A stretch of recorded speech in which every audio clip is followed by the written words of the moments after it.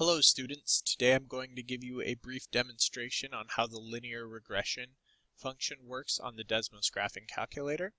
So as you can see, I've got example number 7 from your notes packet that you were given in class. And I've opened up my web browser to desmos.com/calculator.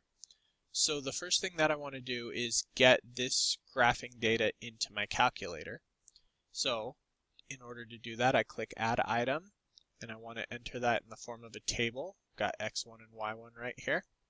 So I can look at this and see that my first point is 2, 2. Followed by the next point, which is 4, 3. The next point is 6, 4. Next point is 8, 5. And then the final point is 9, 6. And I can look over here on my graph to see that that very closely resembles the example that we were given in our text. So we now want to find the line of best fit, and in order to do that we're going to use regression.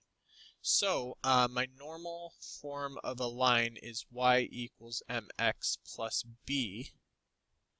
That would be if I knew exactly what m and b are.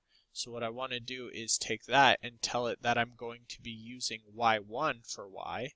So just type in y1 is equal to m, which is the slope, x1, I'm using the x1s from the column, plus b, which would be the y-intercept. Okay, now I see this is an error because I told it that it has to be equal. This is not exactly equal because it's a scatter plot, so it's not a straight line. So all I have to do to make so it'll make an approximation is take this equals and then do this little squiggly right here, and that'll give me an approximation. That key is located right to the left of the one key. You push shift and then that key, you'll get that. So I can see right here, here's my R, my correlation coefficient. So the correlation coefficient here is 0.994. Remember, 1 would be a perfect strong correlation, so this means is a slightly imperfect but still very strong positive correlation. I can see that the slope right here is 0.5448 and the y-intercept is b equals 0.81.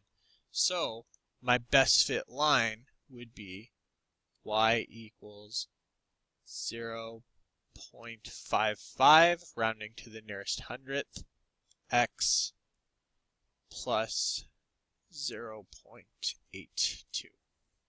We can see that this line of best fit lines up very nicely with the data that we were given.